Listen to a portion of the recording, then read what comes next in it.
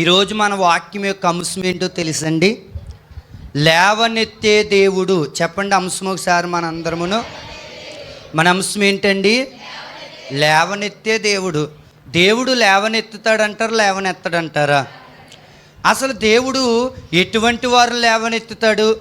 దేవుడు లేవనెత్తాలంటే మనం ఎలాగుండాలి? దేవుడు ఎలాంటి వారు లేవనెత్తడానికి ఇష్టపడతాడో ఈరోజు వాక్యాన్ని చూద్దాము. బైబిల్ ఉన్నవారు తీసుకునండి. కీర్తనల గ్రంథము, అందరు రండి. కీర్తన 40వ అధ్యాయము 1వ వచనం నుంచి చదువుదాం. యెహోవా కొరకు నేను సహనముతో కనిపెట్టుకుంటుని, ఆయన నాకు చెవియొగ్గి నా మొర ఆలకించెను. నాశనకరమైన గుంటలో నుండి జిగటగల దొంగ ఊబులో నుండి ఆయన నన్ను పైకెత్తెను. నా పాదములు బండ మీద నిలిపి నా అడుగులు స్థిరపరచును. దేవునికి స్తోత్రం. హల్లెలూయా. జాగ్రత్తగా వినండి వాక్యాన్ని. యెహోవా కొరకు నేను సహనముతో కనిపెట్టుకుంటుని. మానవునికి, క్రైస్తవుని జీవితానికి ఏమి కావాలయ్యానంటే సహనము కావాలి. తలకలిపైకి ఎత్తండి. ఏం కావాలంటండి? సహనము కావాలి. ఎవరైతే దేవుని కోసం సహనముతో కనిపెట్టుకుంటారో వారికి ప్రభు దొరుకుతారంటారా, దొరకరంటారా? ఎవరైతే సహనముతో దేవుని కోసం చూస్తూ ఉంటారో దేవుడు వారికి దర్శనం ఇస్తారంటారా, ఎవరంటారా? ఖచ్చితంగా ఇస్తారు. అందుకే యెహోవా కొరకు నేను సహనముతో కనిపెట్టుకుంటుని. ఎవరికైతే సహనం అనేది ఉందో వారు మంచి పేరు పొందుతారు. ఎవరికైతే సహనం ఉందో ఆ వారి కోసము మన ఈదులో వారందరూ పొగుడుతారు. ఎవరికైతే సహనం ఉందో చర్చిలో వాళ్ళందరూ ఆయన కోసం మాట్లాడుకుంటారు. ఎవరికైతే సహనం ఉందో వారి కోసము అందరూ కూడా చెప్పుకుంటారు. ఎందుకయ్యానంటే ఈమె సహనముతో ఉంటుందిరా అని. ఎంత సహనముతో ఉంటుందిరా, ఎవరు ఎన్నన్నా సరే ఏమీ అనదరా, ఎవరు ఎన్ని మాటలన్నా సరే ఈవిడికి సహనం ఎక్కువరా అని మాట్లాడుతూ ఉంటారు. అందుకే ఈరోజు మనం ఎవరి కోసం సహనముతో చూడాలయ్యానంటే దేవుని కోసం సహనముతో చూడాలి. ఈరోజు ప్రభు అయిన యేసు రానై ఉన్నారు గనక, మధ్యాకాశంలోనికి ఆయనకు రానై ఉన్నారు గనక ఆయన కోసం మనందరము సిద్ధపడి సహనముతో చూడాలంటారా, చూడక్కర్లేదంటారా? వధువు సంఘమైన మనందరము కూడా సహనముతో కనిపెట్టుకుంటూ చూడాలి. చూస్తే ఆయన వచ్చినప్పుడు ఆయనలో మనం ఎత్తబడతామంటారా, ఎత్తబడమంటారా? తప్పకుండా ఎత్తబడతాము. అందుకే సహనము కావాలి. ఏం కావాలో చెప్పండి ఒకసారి. సహనం ఎవరికైతే ఉందో వారు మంచి పేరును పొందుకుంటారు. ఇంట్లోనైనప్పటికీ మన ఇంట్లో నీవు సహనముతో ఉన్నావా? ఖచ్చితంగా నీ ఇంట్లో వాళ్ళందరూ ఏదో ఒక రోజున నిన్ను పైన కూర్చోబెడతారు. ఇంట్లో నీవు సహనముతో జీవిస్తున్నావా? నీ ఇంట్లో వాళ్ళందరూ కూడా నీ కోసం ఏదో ఒక రోజున పొగుడుతారు. ఎందుకనంటే నువ్వు ఎవరు ఎన్ని అన్నా సరే, ఎన్ని మాటలు అన్నా సరే నువ్వు సహనముతో ఉన్నావు గనక నీ కోసము మంచి చెబుతారండి. అందుకే ఈరోజు మానవులకి ఏమి లేకుండా పోయిందనంటే సహనము లేదు. చిన్న మాట అంటే పడతలేదండి. ఇంట్లో అత్తగారు ఏదన్నా పడతలేదు, కోడలు అత్తగారిని ఏదన్నా పడతలేదు. అంతెందుకు తండ్రులు పిల్లల్ని ఏమన్నా అన్నప్పటికీ వారు సహనముతో ఉంటున్నారంటారా? ఉండలేదు. ఈనాడు తిరగబడిపోతున్నారు, తిరగబడి మాట్లాడుతున్నారు. అందుకే నా దేవుడు అంటున్నాడు, నీకు కావలసింది సహనము. ఎవరైతే సహనముతో ఉంటారో వారు యేసయ్యకు సొంత బిడ్డలుగా మారతారండి. దేవునికి స్తోత్రం. హల్లెలూయా. ఆయన నాకు చెవియొగ్గి నా మొర ఆలకించును. సహనముతో ఉన్న వారి మొరను ఎవరంటారో తెలుసండి? దేవుడు వింటాడంట. సహనముతో మనం ఉంటే ఖచ్చితంగా మన కార్యం ప్రభు జరిగిస్తాడు. ఆయన మన చెవియొగ్గి మన ప్రార్థనకు, మన విజ్ఞాపనకు, మన ఆరాధనకు చెవియొగ్గుతాడు దేవుడు. చెవియొగ్గి మన ప్రార్థనకి జవాబునిచ్చి ఆలకించే దేవుడే యేసు దేవుడు. ఈనాడు ఎవరు ఆలకించరు మన మాట. ఏమండి, మన పిల్లలే మన మాట ఆలకించలేదు, అవునా కదా? మన పిల్లలే మన మాట వింటలేదు. ఏమండి, మన భర్తే మన మాట వింటలేదు, మన భార్యయే మన మాట వింటలేదు, మన అత్తగారే మన మాట వింటలేదు. అయినప్పటికీ మనము మొర్ర పెడితే మన మొరను ఆలకించేది ఎవరో తెలుసా? నీవు నేను ఆరాధిస్తున్న యేసు ప్రభు. ఆయన మన మాటను ఆలకిస్తాడండి. దేవునికి స్తోత్రం. గుడ్డువాడు పిలిస్తే ఆలకించాడా? ఆలకించలేదా? ఆలకించాడు. గుడ్డువాడు పిలిస్తే ఆలకించిన దేవుడు నీవు పిలిస్తే ఎందుకు ఆలకించడు? ఆలకిస్తాడా? ఆలకించడా? తప్పకుండా ఆలకిస్తాడు. కాకపోతే ఆ ఆలకించే వరకు కూడా మనం సహనముతో ఉండాలి. చెప్పండి, ఎలాగ ఉండాలంట?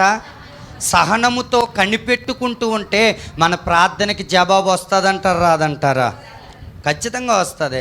కానీ నాడు ఎలాగైపోయిందని అంటే, మనం ప్రార్థన చేసిన వెంటనే ఆమేన్ అన్న వెంటనే ఏమొచ్చేయాలంట?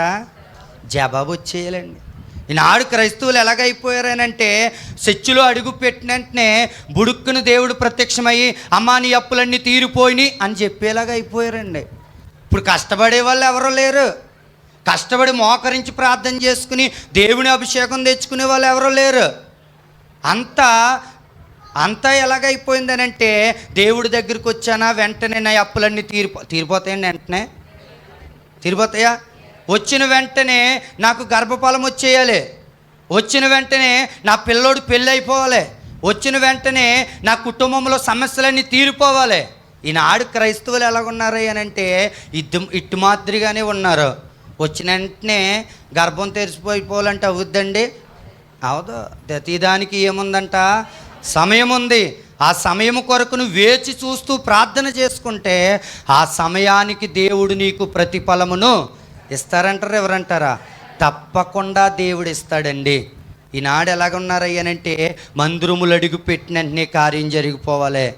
మోకరించి ప్రార్థన చేసి మోకాళ్ళ మీద నుంచి లెగిసిపోయిన వెంటనే ఏమొచ్చేయాలంట? ఆశీర్వాదం వచ్చేయాలి. అవుద్దండి? అవదు. నిజంగా నీ ప్రార్థన భక్తి గలదైతే దేవుడు జరిగిస్తాడేమో, దేవుడు కార్యం జరిగిస్తాడేమో. అందుకే దేవుడు అంటున్నాడు, ఆయన నాకు చెవి యొగ్గి నా మొరను ఆలకిస్తాడు. మన ప్రార్థన ఎవరు వింటున్నారయ్యానంటే దేవుడు వింటున్నాడు. చెప్పండి ఒకసారి, ఎవరు వింటున్నారంట? అందరూ చెప్పాలి, ఎవరు వింటున్నారంట? మన ప్రార్థన దేవుడు వింటున్నారు. ఆయన వింటున్నారు కనుక ఆయన జవాబునిచ్చేంత వరకు కూడా మనం ఏం చేయాలి? హలో చెప్పండి. సహనం అనండి అందరూను. సహనముతో ఎదురు చూడాలి. సహనముతో ఎదురు చూస్తే తప్పకుండా దేవుడు కార్యాన్ని జరిగిస్తాడు. సహనముతో ఎదురు చూస్తే ఖచ్చితంగా నీ గర్భఫలాన్ని దేవుడు తెరుస్తాడు. సహనముతో ఎదురు చూస్తే నీ కుమార్తె వివాహము జరిగిద్ది. సహనముతో ఎదురు చూస్తే మారని నీ భర్త మారతాడా? మారడా? ఖచ్చితంగా మారతాడు. కానీ మనము కూడా సహనముతో కనిపెట్టుకోవాలి. చెప్పండి, ఎలాగంట? ఎవరు పుడతారని 9 నెలల్లో వేచి చూచామా? చూడలేదా? చెప్పండి అమ్మా. రిపోర్ట్ ఎలాగొస్తుందా అని ఎదురు చూచామా? చూడలేదా? చూసాము. అట్టి మాదిరిగానే దేవుడు మన కార్యం జరిగించాలంటే ఎదురు చూడాలి. ఎదురు చూస్తే ఖచ్చితంగా కార్యాన్ని జరిగిస్తాడు. అంతేగాని ఆలస్యం అయిపోతుంది, నాకు జరగదు, ఇంకా నా జీవితం ఇంతే, ఎన్నాళ్ళని ఎదురు చూస్తున్నాను, ఎన్నో సంవత్సరాల నుంచి ఎదురు చూస్తున్నాను, అయినా నా అప్పులు తీరతలేదు, అయినా నా బాధలు తీరతలేదు, అయినా నా పిల్లకు పెళ్ళవుతలేదు, అయినా నా కోడలు గర్భం తెరబడతలేదు అని అనుకో. మాకు సమయం వస్తుంది. ఆ సమయం కోసం ప్రార్థన చెయ్యి. దేవుడికి మొర్రపెట్టు. మోకరించి దేవుణ్ణి అడుగు. ప్రభా నాకెందుకు ఇవ్వవు ప్రభు అని అడుగు. నాకెందుకు దయచేయ ప్రభు అని అడుగు. ఆలస్యం అయిపోయినంత మాత్రమున అది జరగదు అని అనుకో మాకు అంటున్నారు దేవదాసయ్య గారు. ఆలస్యం అయిపోతుందని అని అనుకో మాకు. కాలము పరిపూర్ణమైనప్పుడు ఖచ్చితంగా జరిగిద్దంటారా? జరగదంటారా? తప్పకుండా జరిగిద్దండి. దేవునికి స్తోత్రం. మనోవిచారం నీకు అవసరం లేదు. ఎందుకయ్యానంటే కాలము పరిపూర్ణమైనప్పుడు ఖచ్చితంగా జరుగుతాయంటారా? జరగవంటారా? ఖచ్చితంగా జరుగుతాయి. అందుకే ఆయన చెవి యొగ్గి మన మొరను ఆలకించును. ఈరోజు ఇక్కడ కూర్చున్న వారి మొరందరి మొర దేవుడు విను ఆలకించును గాక. ఈ వాక్యం వినుచున్న వారి మొరను దేవుడు వినును గాక. విని జవాబును దేవుడిచ్చును గాక. మొరను వినే దేవుడే యేసు దేవుడు. ఆయనే అంటున్నారు, నాశనకరమైన గుంటలో నుండి ఎక్కడి నుంచి అంట? నాశనకరమైన గుంట అండి. నాశనకరమైన గుంటలో నుండి, జిగటగల దొంగ ఊబులో నుండి ఆయన మనల్ని పైకెత్తే దేవుడు. నాశనకరమైన గుంట, వినండి, ఇలా చూడండి, అందరూ ఇలా చూడండి. నాశనకరమైన గుంటలో నుంచి లేపుతాడంట. ఈనాడు అనేక మంది ఎలాగున్నారనంటే నాశనకరమైన గుంటల్లో ఉన్నారు.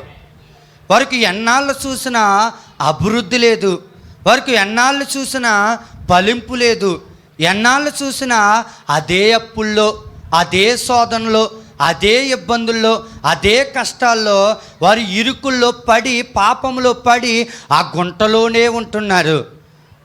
కానీ నా దేవుడు అంటున్నాడు, ఆ నాశనకరమైన గుంటలో నుంచి నిన్ను పైకి లేవనెత్తుతానంటున్నాడు. దేవునికి స్తోత్రం.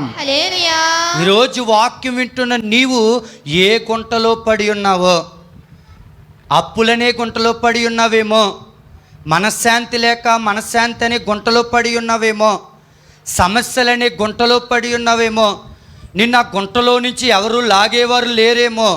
కానీ నా యేసయ్య అంటున్నారు, ఈ వాక్యం వినుచున్న నీవు నా మీద ఆనుకుంటే, ఈ వాక్యం వినే నీవు నా మీద విశ్వాసం ఉంచితే దేవుడు నిన్ను గుంటలో నుంచి లేపుతాడు, అప్పుల్లో నుంచి లేపుతాడు, సమస్యల్లో నుంచి లేపుతాడు, ఇరుకుల్లో నుంచి లేపుతాడు.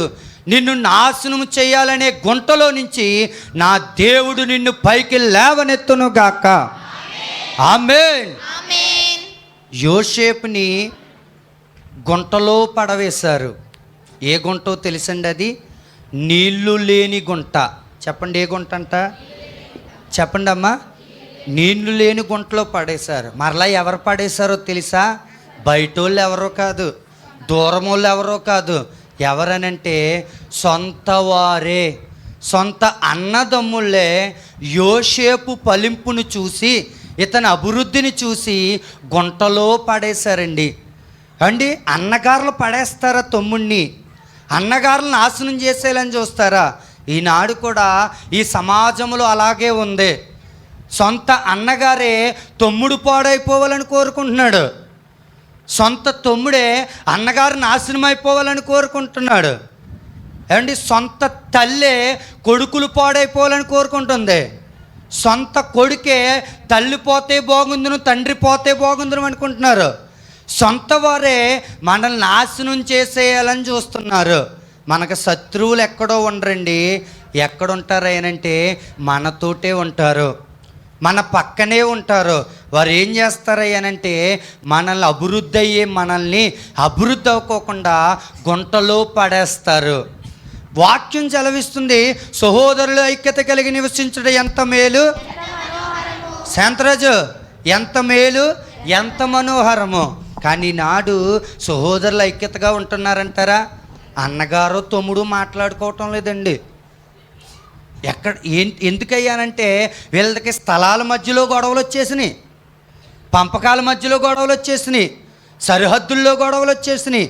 దేవుని వాక్యమేమో ఐక్యత కలిగి ఉండమంటుంటే వీళ్ళ అన్నగారే తమ్ముడు పాడైపోవాలని శాతబలు చేయించేస్తున్నారండి చాలామంది. కొంతమంది పాడైపోవాలని చేయించే వాళ్ళు చాలామంది ఉంటారు. కానీ నా దేవుడు అంటున్నాడు, నిన్ను ఎటువంటి బంధకములో నిన్ను బంధించాలని చూసినా, ఏ గుంటలో నిన్ను గెంటివేయాలని చూసినా, పడిన గుంటలో నుంచి లేవనెత్తేవాడు యేసయ్య. తప్పట్లు కొడుతూ దేవుని స్తుతిద్దాము. బోలో యేసు మహారాజుకే. పడిపోయిన గుంటలో నుంచి ఈరోజు నిన్ను లేవనెత్తుతున్నాడు. ఆమేన్. ఏ నాశనకరమైన గుంటలో అయితే నీవు ఉన్నావో ఆ గుంటలో నుంచి నా దేవుడు నిన్ను లేవనెత్తునుగాక. ఆమేన్. చిగటగల దొంగ ఊబులో నుంచి. దొంగ ఊబులు అంటే ఎలాగుంటాయి తెలుసండి? పైకి బాగానే కనిపిస్తాయి, కానీ అందులో దిగితే ఏమవుతామంట? మునిగిపోతామండి. పైకి బాగానే కనిపిస్తుంది, పైకి అందంగానే కనిపిస్తుంది, కానీ లోనకు వెళ్తే మునిగిపోతామండి. ఈనాడు కూడా పైకి బాగానే మాట్లాడతారు, పైకి బాగానే మరణ చెప్తారు. అయ్యగారు మీరు చాలా మంచోళ్ళని చాలా బాగా చెప్తారండి వాక్యం అని అంటారు. ఏమండి మీరు వస్తే బాగుంటుందండి అని బాగానే అంటారు. వదిని నువ్వు ఎంత మంచిదాను, నాకు చాలా సహాయం చేస్తున్నావు అని అంటారు. కానీ పొగిడిన ఆవిడే మనల్ని ఏం చేద్దో తెలుసా? జగటగల ఊబులో కూరుకుపోయినట్లు మనల్ని కూరుకుపోయేలా చేస్తుంది. నాశనకరమైన గుంటలో పడవేసేది ఎవరైనంటే వాళ్ళే. జిగటగల దొంగ ఊబులో నుండి, జిగటగల ఊబి ఎలాగుంటుంది అంటే ఊబులో అడుగు పెడితే మునిగిపోతాం. ఈరోజు మంచిగా మాట్లాడిన వాళ్ళే మనల్ని పాడు చేయాలని చూస్తున్నారు. ఈరోజు మంచిగా పలకరించే వారే మనం అప్పులు పాలైపోవాలని కోరుకుంటున్నారు. ఈరోజు మంచిగా మాట్లాడిన వాళ్ళే, మనతో మంచిగా స్నేహం చేసేవాడే మన అభివృద్ధిని చూసి, మన అప్పులు తీరిపోవడం చూసి, మనం దేవుళ్ళో ఎదగడం చూసి మనల్ని పాడైపోవాలని చూస్తున్నారు. మనుషులు చూస్తారు, కానీ యేసయ్య అంటున్నాడు, పాడైపోయిన నిన్ను బాగు చేస్తాడు యేసు ప్రభు. పాడైపోయిన నిన్ను లేవనెత్తుతాడు యేసు ప్రభు. లేవనెత్తటమే కాదు, బండ మీద పాదములు, నా పాదములు బండ మీద నిలిపి అడుగులు స్థిరపరచును. మన పాదములు ఎక్కడ ఉంచుతాడో తెలుసండి? బండ మీద. అనండి ఒకసారి, అనండమ్మ అందరూ, బండ మీద అనండి, అందరూ అనండి. మన పాదములు బండ మీద నిలుపుతాడంట. బండ మీద నిలిపిన అడుగు కిందకి వెళ్ళిపోదు. బురదలో వేసిన అడుగు చెప్పండి అమ్మా కిందకి వెళ్ళిపోద్ది. ఇసుకలో వేసిన అడుగు కిందకి వెళ్ళిపోవచ్చు. ఏమండి బాడిలో మట్టిలో వేసిన అడుగు కిందకి వెళ్ళిపోద్ది. అదే బండ మీద అడిగేస్తే అది వెళ్ళదు. ఎందుకనంటే బండ మీద స్థిరముగా దేవుడు అట్టి రీతిగా మనల్ని ఉంచుతానంటున్నాడు. మన పాదములు బండ మీద పెడతాడంట. మన పాదములు బండ మీద నిలిపి మన అడుగులు స్థిరపరుస్తాడు. ఏం స్థిరపరుస్తాడంటండి? మన అడుగులు స్థిరపరుస్తాడంటండి. ఈరోజు మనం బండ మీద కట్టబడే వారంగా ఉండాలా, ఇసుక మీద కట్టుకునే వారంగా ఉండాలా మన విశ్వాసము? అక్షయ చెప్పమ్మా, ఎక్కడ కట్టుకోవాలి మన ఇల్లు? మన విశ్వాసం అనే ఇల్లు ప్రేమవాణి ఎక్కడ కట్టుకోవాలి? ఎక్కడండి? బండ మీద అనండి, బండ మీద అనండి. బండ మీద కట్టిన ఇల్లు స్థిరంగా ఉంటుంది. ఇసుక మీద కట్టిన ఇల్లు స్థిరంగా ఉంటుందా? బండ మీద కట్టింది స్థిరముగా ఉంటుంది. వానొచ్చినా, వరదొచ్చినా, తుఫాన్ వచ్చినా కదలదో మెదలదో, అది స్థిరముగా ఉంటుంది. అదే ఇసుక మీద కట్టిందంటే వరదొస్తే కూలిపోద్ది, వానొస్తే, తుఫాన్ వస్తే కూలిపోద్ది. ఈరోజు మన విశ్వాసం ఎలా కట్టబడాలంటే బండ మీద కట్టబడాలి. ఎవడు ఎన్ని మాటలన్నా మనం కూలమండి. వరద లాంటి సమస్యలు మన మీదకి వచ్చినా మనం కూలిపోమండి. అప్పులు కాడి మన మీదకి వచ్చి వేదనతో మనం ఉన్నా సరే, బండ మీద నువ్వు కట్టబడిన వాడిగా ఉంటే ఎన్ని శోధనలు వచ్చినా, మరణకరమైన రోగం నీకు వచ్చినా మనం ఎవరిని విడిచిపెట్టమంట? దేవుణ్ణి విడిచిపెట్టాం. అదే ఇసుక మీద కట్టుకుంటే చిన్న శోధన వస్తే తప్పుకుపోతామండి, చిన్న ఇబ్బంది వస్తే తప్పుకుపోతామండి. అందుకే అడుగులు స్థిరపరుస్తాడు దేవుడు. ఈరోజు ఇక్కడ వాక్యం వింటున్న వారందరి అడుగులు నా దేవుడు స్థిరపరచునుగాక. ఆమేన్. బండ మీద కట్టబడిన విశ్వాసము నీకు ఇచ్చునుగాక. ఆమేన్. అనేకులకు ఆశీర్వాదకరంగా నీ ఉందువుగాక. ఆమేన్. ప్రార్థన. పరిశుద్ధుడా నీకు వందనాలు. ఇంతవరకు నీ మాటలు మాట్లాడావు. లేవనెత్తువాడా నీవే లేవనెత్తి, నాశనకరమైన గుంటలో నుంచి లేవనెత్తి, జిగటగల దొంగ ఊబులో నుంచి లేవనెత్తి మా ప్రార్థన విని, సహనముతో ఉంటే మా ప్రార్థన వింటానన్నావు.